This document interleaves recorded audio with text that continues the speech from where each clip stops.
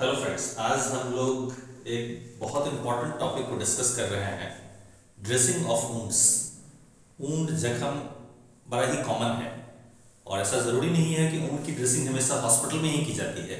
कई बार हमारे घर में भी पेशेंट होते हैं, old patient, diabetic patient, bedsore के पेशेंट, जिनको कि घर में भी ड्रेसिंग करने की ज़रूरत होती है। अगर आपके एकदम नज़दीक में हॉस्पिटल हो तो आप वहाँ जाके ड्रेसिंग करवाते हैं, हॉस्पिटल के किसी स्टाफ को, नर्सेस को हायर करके ड्रेसिंग करवाते हैं घर पे। लेकिन अगर घर में ही किसी को ड्रेसिंग करने की ज़रूरत हो या हम थोड़े से ट्रेनिंग के बाद अपने ऐसे पेशेंट्स को जिनमें कि बहुत दिनों तक ड्रेसिंग की ज़रूरत है तो घर में भी ड्रेसिंग की जा सकती है। तो आज हम कुछ वैसा ही एक इस वीडियो को बनाने जा रहे हैं। काफ़ी इंफॉर्मेटिव होगा वीडियो, और ऐसा नहीं है कि आज आपके घर में ज़रूरत नहीं है, हो सकता है कल आपके घर में आपके आसपास किसी को ज़रूरत हो तो आप उस समय बहुत ही उपयोगी हो सकते हैं कि एटलीस्ट पेशेंट का जो बेसिक वुंड केयर है, ड्रेसिंग है, वो आप अपने घर पे कर सकते हैं।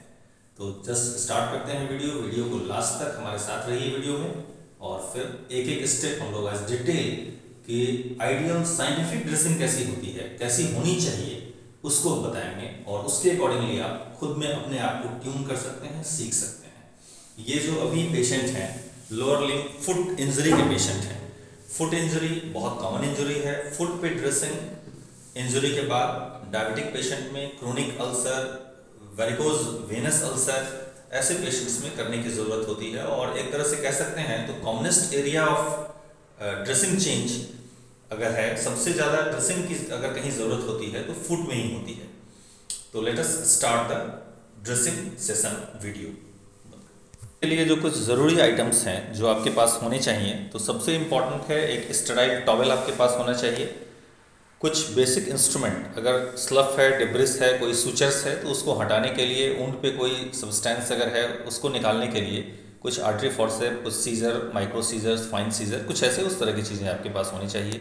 फिर आपके पास कुछ कॉटन पैड्स होने चाहिए, गॉज पीसेस कुछ होने चाहिए, और एक कॉटन रोल होना चाहिए। अगर ड्रेसिंग बड़ी है तो हर बार कॉटन रोल की ज़रूरत नहीं होती है, रोल पैड की ज़रूरत नहीं होती है, लेकिन कई बार ड्रेसिंग बड़ी होती है तो उसको प्रॉपर कवर करने के लिए, रैप करने के लिए, और जो जिस ऊन में सोकेज ज़्यादा होता है, मतलब सिक्रेशन ज़्यादा होती है, तो उसकी भी ज़रूरत होती है। इसके अलावा कुछ बैंडेजेस चाहिए, और ये सारी चीज़ें हॉस्पिटल में तो स्टेराइल मिल जाती हैं, बाहर मेडिकल शॉप में आपको ये पैकेट्स के फॉर्म में मिल जाएंगे। इसके अलावा कुछ आइटम्स की ज़रूरत होती है, जो केमिकल आइटम्स, कुछ वॉशिंग के लिए। तो नॉर्मल सलाइन एक बहुत ही अच्छा सॉल्यूशन है जिससे कि आप वुंड की क्लीनिंग कर सकते हैं। मतलब वुंड में जो स्लफ है, जो डिस्चार्ज है, उसको हटाना इम्पॉर्टेंट है। ड्रेसिंग का मतलब ये नहीं है कि सिर्फ कवरिंग बदल जाए, वुंड की सफाई ज़रूरी होती है। तो उसके लिए प्रॉपर अमाउंट में नॉर्मल सलाइन से वुंड को क्लीन करना चाहिए। बिटाडीन एक वेल नोन एंटीसेप्टिक है जिसको यूज़ करते हैं। ये प्रोविडोन आयोडीन सॉल्यूशन होता है, और कई बार इन्फेक्टेड वुंड में इलेक्ट्रोलाइटेड क्लोरीन, जिसको ईसी नाम से भी जानते हैं, इसका यूज़ करते हैं। वुंड को जब भी आप टच करते हैं तो अपने बेयर हैंड से टच नहीं करेंगे। टच करने के लिए पहले तो अनस्टेराइल ग्लव्स की ज़रूरत होती है, या आप वुंड की जो पहले से ड्रेसिंग लगी हुई है उसको हटाएंगे, और फिर स्टेरलाइज ग्लव्स की भी ज़रूरत होगी, जिसको कि हम लोग, स्टेरलाइज ग्लव्स ये इस तरह का पैकेट्स में आता है जो बंद होता है। तो इसको तब हम लोग पहनते हैं जबकि वुंड का इंटरनल लेयर आ जाता है, अंदर के लेयर को टच करने के लिए ये स्टेराइल ग्लव्स यूज़ करते हैं। तो जस्ट अब स्टार्ट करते हैं हम लोग ड्रेसिंग। तो वुंड को कि पहले से जो ड्रेसिंग लगी हुई है उसको खोलने के लिए इस तरह से अनस्टेराइल ग्लव्स इसको पहन लेना चाहिए।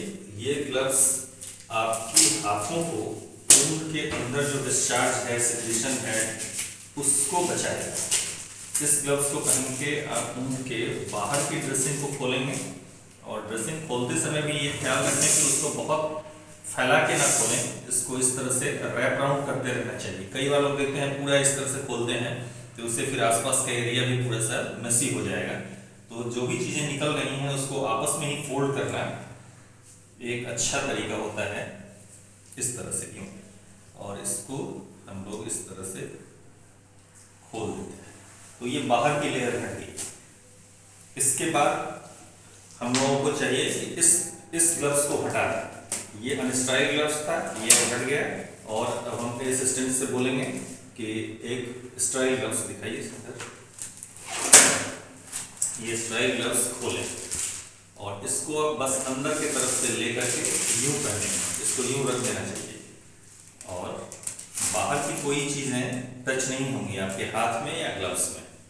तो ये ग्लव्स पहनने का तरीका कुछ इस तरह से होगा, यूं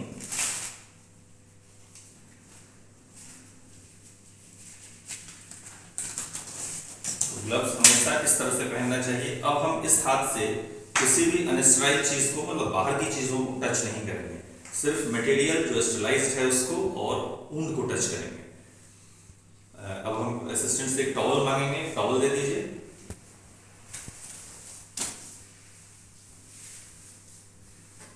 आप अपने पैर को उठाइए जरा सा ऊपर, हाँ एक टॉवल, ये स्टाइल टॉवल बिछा देना, रख दीजिए। अब ऊन का ये इंटरनल लेयर है, इसको हम लोग स्टराइल तरीके से ग्लव्स से पकड़ के हटा रहे हैं। इसके हटाने में बहुत सावधानी रखनी चाहिए कि धीरे से हटे, क्योंकि अब पेनफुल लेयर स्टार्ट हो जाएगा। अब पेशेंट को पेन फील हो सकता है। तो जैसे ये स्टक है, ड्रेसिंग चिपकी हुई है, तो इस पर हम लोग सलाइन गिराएंगे ताकि लूज हो जाए। जरा सा सलाइन डाल दें इस पर,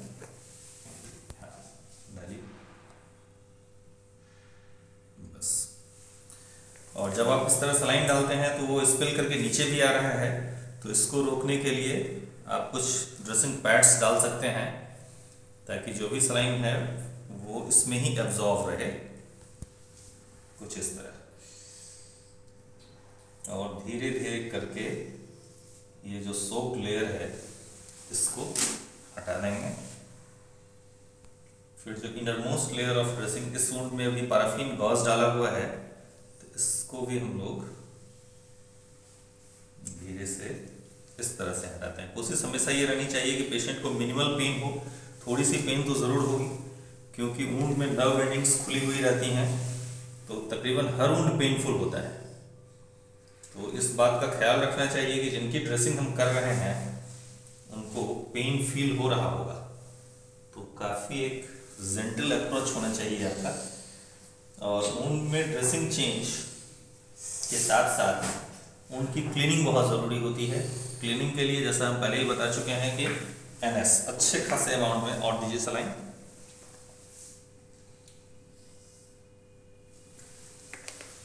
और सलाइन क्लीनिंग बेस्ट होता है। अगर वुंड में इन्फेक्शन नहीं है, ज़्यादा डेड टिश्यू बहुत नहीं है, तो सिर्फ सलाइन पॉर करना, उस पर गिराना और फिर उसको हटा देना, वो अच्छा होता है। और आपकी वुंड अभी 3-4 ड्रेसिंग हम लोग इसकी कर चुके हैं, तो ऑलमोस्ट ये ग्रेनुलेट कर गई है, ये हेल्दी वुंड हो चुका है। अब देखें ये रेडनेस जो दिख रहा है, दैट इंडिकेट्स कि वुंड हेल्दी है।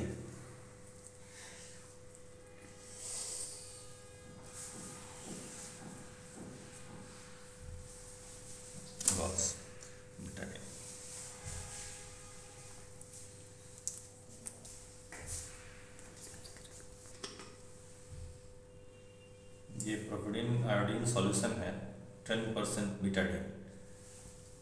ये बहुत अच्छा एंटीसेप्टिक होता है। तो इसको वुंड पे एक लेयर इस पे डालना चाहिए इस तरह से।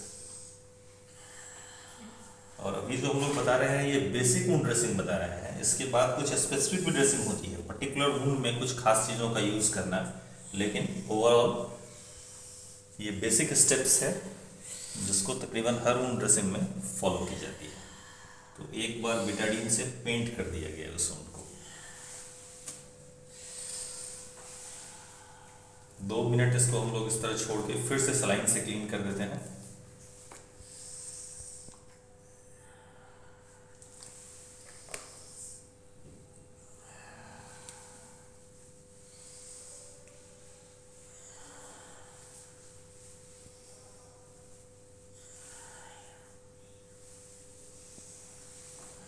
और ज़्यादातर वुंड्स में इस स्टेप के बाद हम लोग फिर कवरिंग लेयर लगा सकते हैं। कई बार कुछ वुंड्स में कुछ मेडिसिन्स लगाने की ज़रूरत होती है, कुछ एंटीबायोटिक्स दे सकते हैं। जैसे अभी हम लोग इसमें केमिकल डिब्राइडमेंट के लिए यूरिया पेपिन सॉल्यूशन का यूज़ करेंगे, तो वो हम इस पर डाल रहे हैं।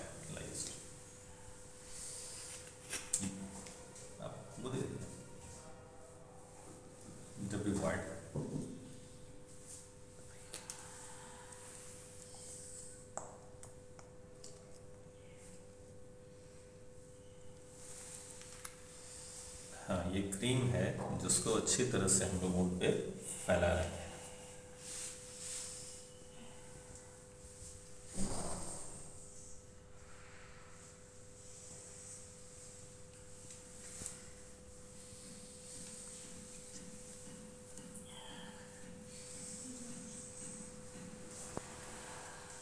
इसके बाद एक non sticky layer of dressing, कुछ ऐसा लेयर जो चिपकता नहीं है ऊन में, उसका यूज़ करते हैं, जिसको कि पैराफिन गॉज कहते हैं। अलग अलग नाम से मिल जाता है मार्केट में, ये जेलोनेट, क्यूटीसेल, कुछ भी।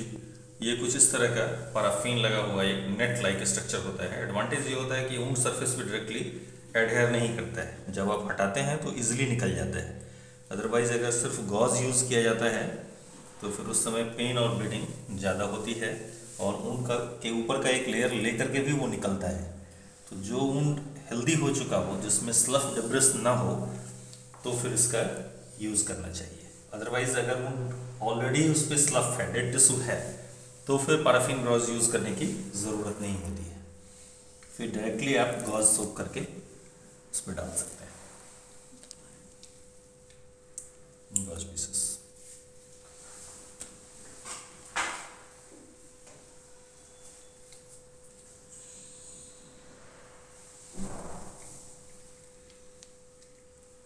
इसके बाद अगला लेयर गॉज पीसेस का होता है। इसको अच्छे से पूरे ऊन पे फैला देना चाहिए।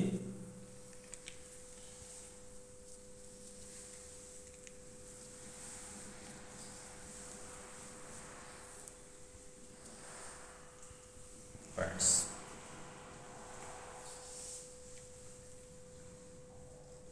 ये ड्रेसिंग पैड्स होते हैं इस तरह के, 6 इंच बाई 6 इंच साइज के कटे हुए होते हैं। ये ऊन के अंदर जो भी सिक्रीशन है उसको सोक करता है, उसको एब्जॉर्ब करके रखता है, बाहर स्पेस नहीं होने देगा। और चूंकि ये ऊन बड़ी है तो इसमें हम लोग एक लेयर फिर रोल पैड डालेंगे। ये भी कॉटन पैड ही होता है, जिसको अच्छे से रैप राउंड कर देना चाहिए। फिर आउटर लेयर ऑफ बैंडेज, हल्की सी बैंडेज को टाइट रखनी चाहिए ताकि ड्रेसिंग लूज ना हो। बहुत टाइट भी रखना अच्छा नहीं होता है, ज़्यादा टाइट करने से फिर पेशेंट को पेन फील हो सकता है।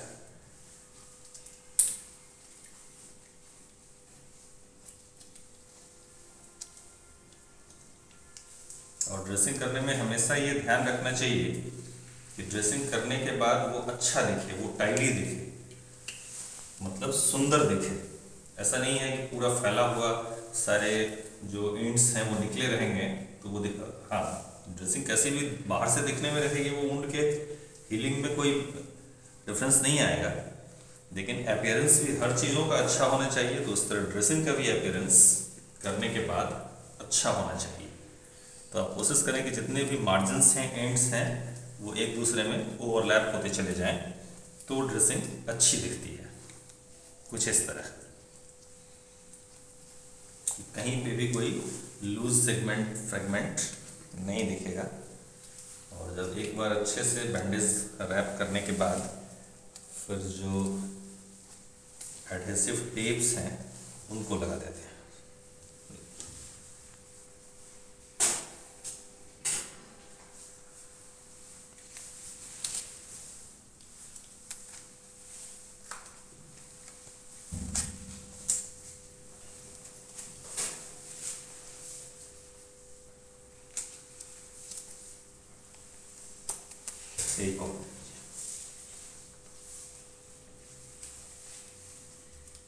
तो इस तरह की ड्रेसिंग कंप्लीट हो गई। इसके बाद इस ग्लव्स को कुछ इस तरह से निकाल के और हटा देना चाहिए। आप अपने पेशेंट की घर पे भी ड्रेसिंग इस तरह से कर सकते हैं और उनका केयर घर पे कर सकते हैं। Thank you.